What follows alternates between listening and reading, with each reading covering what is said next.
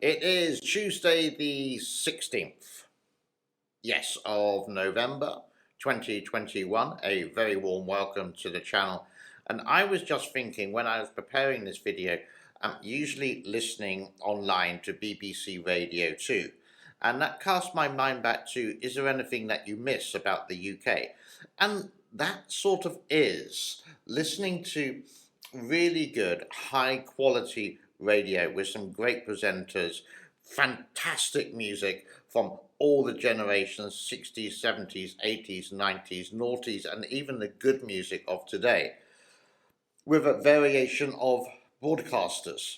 And that would be something that I would sort of like. You wake up at 8 o'clock in the morning, you turn on the radio, you go and make yourself a cup of coffee, you're in the kitchen, it's cold outside, and you look out of the kitchen window and you go, oh, this is nice. And just for that brief moment of time, you think life is absolutely brilliant until when you go outside and it's cold, it's wet, it's windy, the traffic is bad, the car doesn't work, etc., etc.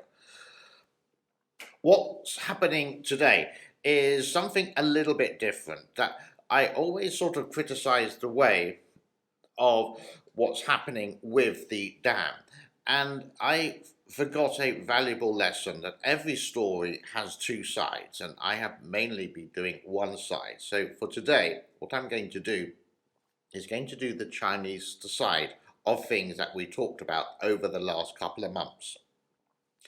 This is giving both sides for you. You can agree, you can disagree. Do you get what they're saying? And at the end of the show, basically, I will leave what I have been reading to you. So if you can't get the whole point, you can read of it afterwards. So the text I will leave on the screen below for you.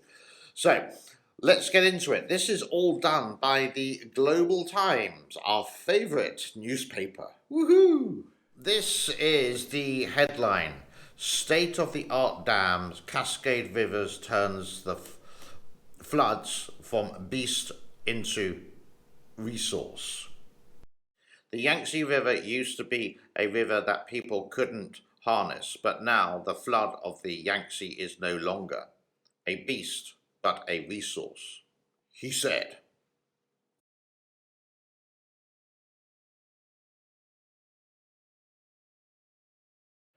Near enough since the beginning of time, the rainy season on the Yangtze River in July, frequent flooding across China has continued to tug the heartstrings of all Chinese people.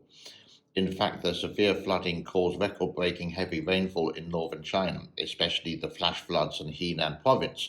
Major water conservancy projects were among the Yangtze River in the south, also put in place measures for flood control, and dam operators have been constantly on alert for possible sudden flood hazards. Engineers and experts told the Global Times that the dams built along the Yangtze River have all passed various tough tests and have been playing a key role in combating seasonal floods. Despite the relatively low rainfall in the Yangtze River this year, the Cascade reservoirs have been a source of security for the life and property of the people living along the river. According to China's Three Gorges Dam Corporation, in mid-July, the upper stream and tributaries of the Yangtze River experienced persistent heavy rainfall, faced with two consequent floods, delivering over 40,000 cubic meters of water per second. The Three Gorges Dam, the world's largest hydroelectric power project in the world, freed up 1.284 billion cubic meters of reservoir capacity in advance, controlling the discharge flow of about 31,300 cubic meters per second, cutting the peak rate by about 30%. The Three Gorges Dam has changed the flood control across Xinjiang and the reach of the Yangtze River, raising its flood control to a standard from once in 10 or 20 years to once in 100 years. Going back in time, in 2020, the Yangtze River experienced several rounds of heavy flooding. The Three Gorges opened 11 spillway tunnels and successfully confronted the largest ever flood peak of 75,000 cubic meters per second, finally containing a total of 29.5 billion cubic meters of water, accounting for 60% of the total floods prevented by the upper and middle reaches of the Yangtze. Data shows from 2003 to 2020, the Three Gorges Reservoir has been filled 61 times to prevent floods. Among 3 times were to contain megafloods of more than 70,000 cubic meters per second. Experts pointed out the addition of the fully operational Three Gorges Dam, the Cascade Group of the upper reaches of the Yangtze has also assumed a vital task of resist of the threat of flooding. Back in June this year, the China's Ministry of Water Resources approved a conjunctive management plan saying that during this year's flood season, a total of 47 dams along the Yangtze River will be jointly operational for flood control and power generation purposes. With the total flood control storage at 69.5 billion cubic meters among them, there are 7 and under the jurisdiction of the Three Gorges Dam company, with a total regulating reservoir capacity of 47.3 billion cubic meters and 38 billion cubic meters flood control reservoir, played a key role in the flood control system of the river Yangtze Basin. The same representative noted that with technical support offered by the satellite navigation system, the world's most advanced weather measurement equipment adopted by the management team, issued a update refined weather forecast every 10 minutes and can accurately predict the prediction situation of the entire Yangtze River Basin within 10 days of the grid basis management.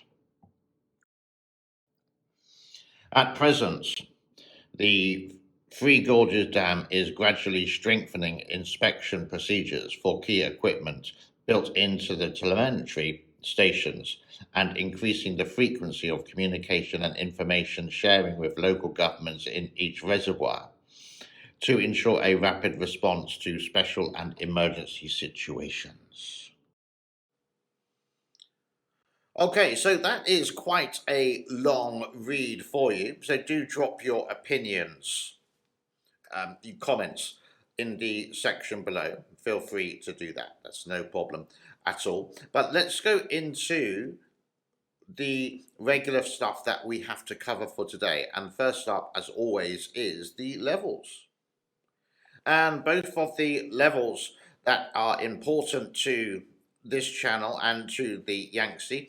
First one is Kutan at the top. That's gone down 174.42. And the Three Gorges Dam at the bottom is 173.8 or 97. The inflow at 10,000 and the outflow at 13,500, which means they are letting water out, or they are generating electricity at the Three Gorges, but no webcam is available over a week. Once again, it's broken or they're just hiding something. Don't know. We can only speculate. But let's have a look at the infamous weather.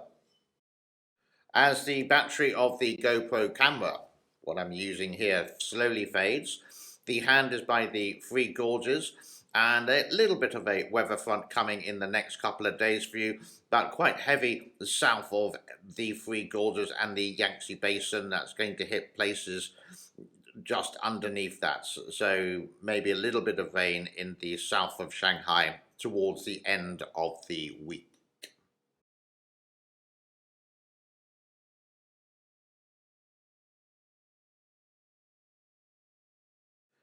And here is the article that I read to you. Just put it on pause, take a photo of it, and you can read it in more detail over a nice cup of coffee. Now, talking about coffee, have you bought your mug yet? Have you bought it for Thanksgiving? Have you bought it for Christmas? The details are in the description below, and remember that cup is going to help some children right here in Cambodia. Cheers, my friend. I would really appreciate it.